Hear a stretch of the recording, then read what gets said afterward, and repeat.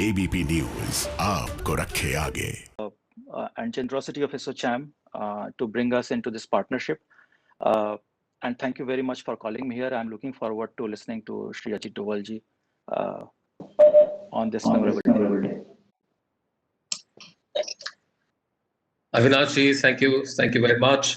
That was very nice to hear that you also are in the club of 100+ years. So thank you very much. The Honorable Prime Minister talking to us a few weeks back at the ASSOCHAM Foundation Week did mention about this, and he was talking to us about the 27 years that we have going forward and how we can connect. And I think what we will learn from Shri Ajit Dovalji today is going to be the guiding principle for ASSOCHAM and its members, who are 4.5 lakhs across this country, as to how we can actually make this journey and obviously reflect on the learnings from there. Vineetji did talk about Mr. Doval and his experiences, so I'm going to give beyond a little more detailed description about it. I ask him to Mr. Doval, 45, and has a master's degree from the University of Agra. He is the IPS batch of 1968 and spent 3 decades with IB, India and the world. He's a very celebrated officer as a police. He was the youngest person to get the Indian Police Medal. Was also given, and most of us know, Defense Awards of the country. Graduate from the National Defense College, has been the international president of the International Association of Chiefs of Police for Asia and Pacific region in 2004. Post-retirement, he has been more active and more active, and many active words for him. He has national security, and we are so very proud of him. And as an Indian, I think we all are cherished man.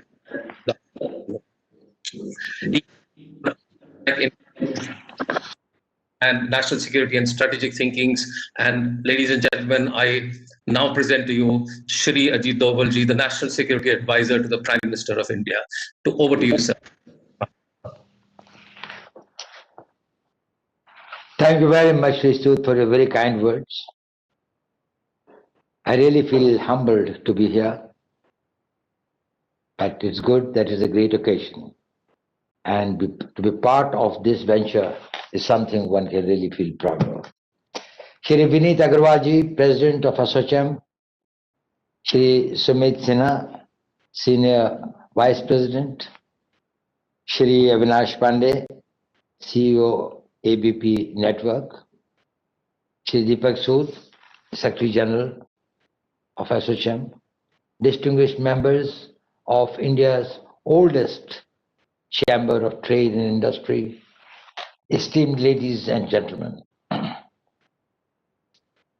At the outset, I would like to compliment ASSOCHAM for its thoughtful initiative of starting an annual Swami Vivekananda Memorial Lecture from this year.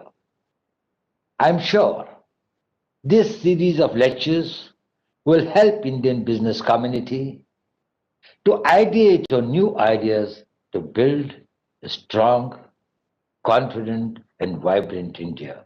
This dream Swamiji cherished and lived for.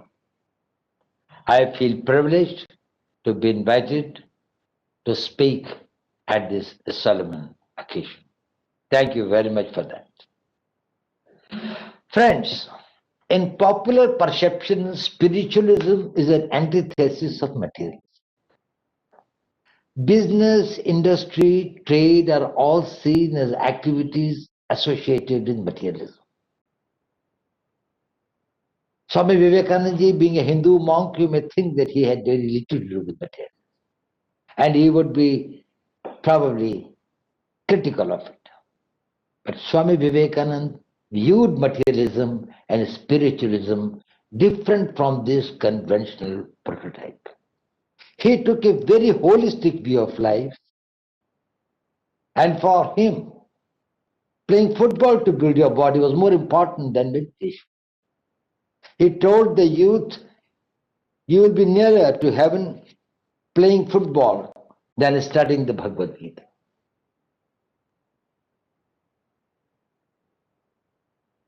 He well understood that every individual, society, or nation had to meet its basic material requirements to exist and progress. No spiritual elevation or intellectual growth was possible when the very survival stood threatened. His crusade was more against hunger, poverty, want, ignorance, and destitution than spiritual degradation. Our industry and business plays a seminal role in material well-being of the nation. They are the prime movers of creating conditions that lead to order and development of the individual and the society. Let me relate a story that might give you an insight as to how Swami Vivekananda's mind worked. Way back in 1893, there was a ship named Empress of India sailing from Yokohama in Japan to Vancouver.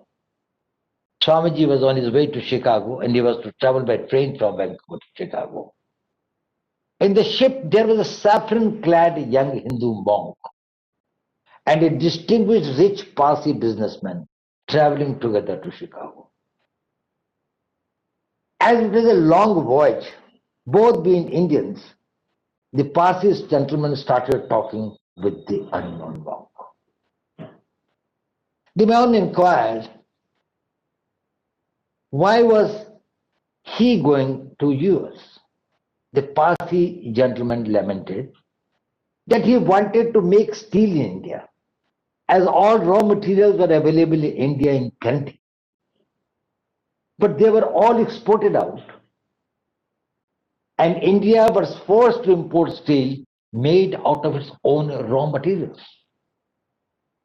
He said when he made a proposal to this effect to a British steel manufacturer, he contemptuously laughed at him, saying if India could make steel, we could have it for our breakfast in the UK. The Parsi gentleman felt humiliated, but was determined. He decided to approach American industry and hence this voyage. This monk, with his contemplative clarity, told the Parsi gentleman, India needs science and technology. If you can afford to open a world-class center of excellence in the science and technology, that will help India become resourceful and more rich. The two parted after the journey and probably never met again. But the two, in their own way, revolutionized the future, the fate and the future of India. The most interesting part of the story is a letter dated 23rd November 1898 that the Parsi gentleman wrote to the Hindu monk after finding out where he was. He finally could reach him and he informed the monk of his conversation, and he said he has now the resources to start an Institute of Excellence for Science, and he desired to establish this institute and suggested that if the monk could head it. Though the monk never came to head it, but Indian Institute of Sciences in Bangalore got established. The first offer made to head it was to that monk. Do you know the Parsi gentleman was the pride of India, Sri Jamsetji Tata, founder of the country's steel industry, and the monk was Swami Vivekananda, who rekindled the dormant spirit of an enslaved India. Sri Jamsetji Tata is no more, but 33 million tons of steel that is rolled out by Tata Steel throughout the world, and the Indian Institute of Science in Bangalore makes him immortal. This depicts